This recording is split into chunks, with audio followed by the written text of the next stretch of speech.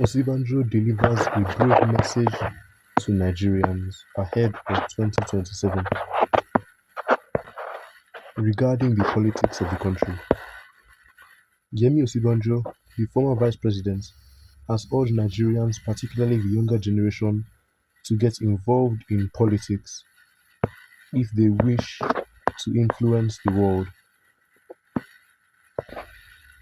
and the future of the nation.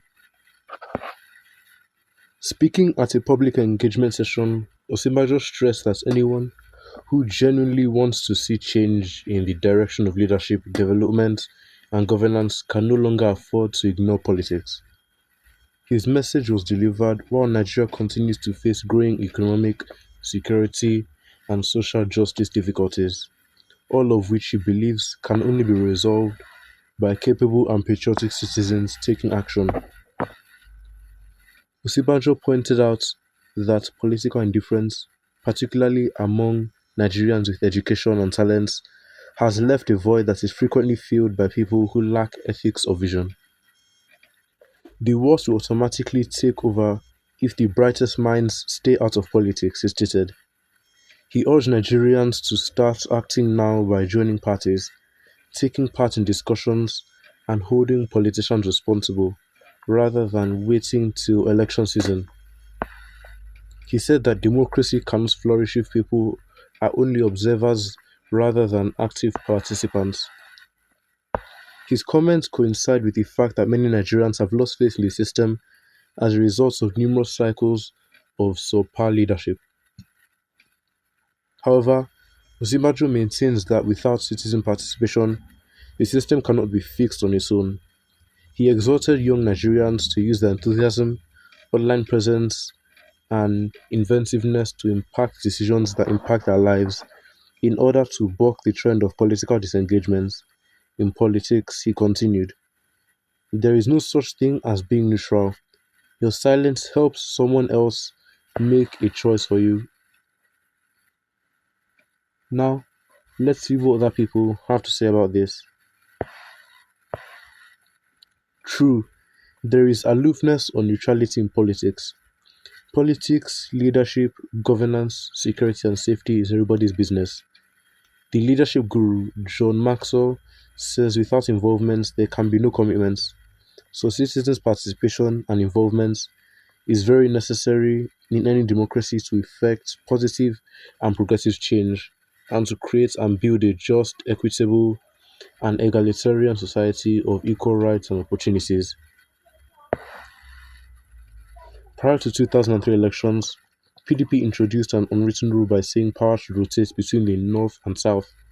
Since then, whenever it is the turn of the two regions, incompetent people are being voted to serve the interests of their hangers on and had programmed poor people to be unleashing violence among themselves using religious and ethnic biases, so our policies have become rental by way of the elites of the north and south.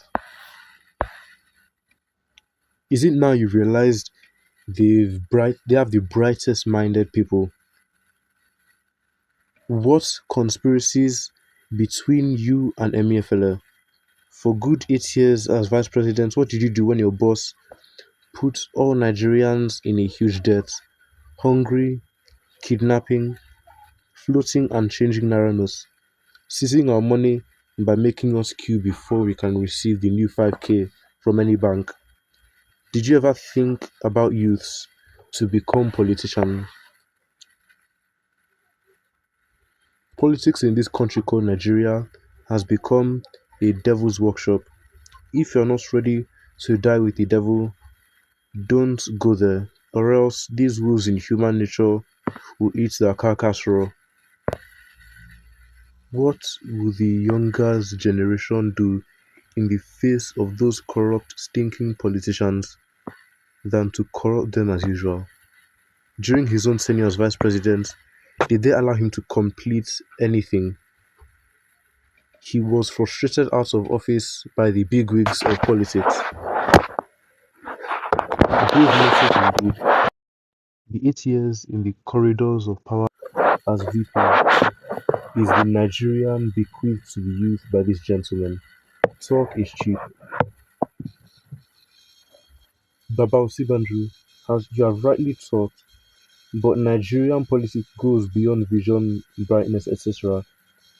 Diabolical power and several mischievous things is involved in Nigerian politics. That is why we righteous minds can never venture into it now. I so much respect you, Professor, but your attitude as 8 years of VP is questionable, starting from market money in the market and fabricating lies upon lies is what berated you. Beg God for forgiveness and be free. They don't have shame, and that is the truth. If they did, they would not be making all this noise everywhere. Really, a good talk, Professor. I want to know if you can convince every youth in Nigeria to come out to vote again. When the youth we cast a vote some years ago was in vain. Take a look at the last election. You knew that he, Peter Obi, had the majority of the whole vote cast, but you old politicians rigged the votes and came out to tell us to go to court. Which court? What is this man is saying is right. I love this you. You were the only vice president, not president, so you would have no word when the president did not ask you to. But sir, can we do the right thing? Can we not make the mistake again in this 2027 election that is coming up? Can we make our dear country Nigeria a better place in all minds? Because people are dying. Nigeria does not have a good name again. The only thing president can do is to use the poor to bring the price of things down. Well, these people will give their opinions on this. Make sure to leave your own opinions in the comments down below. And don't forget to like and subscribe. And make sure to turn on notifications so you can be notified when we upload daily content here on this channel.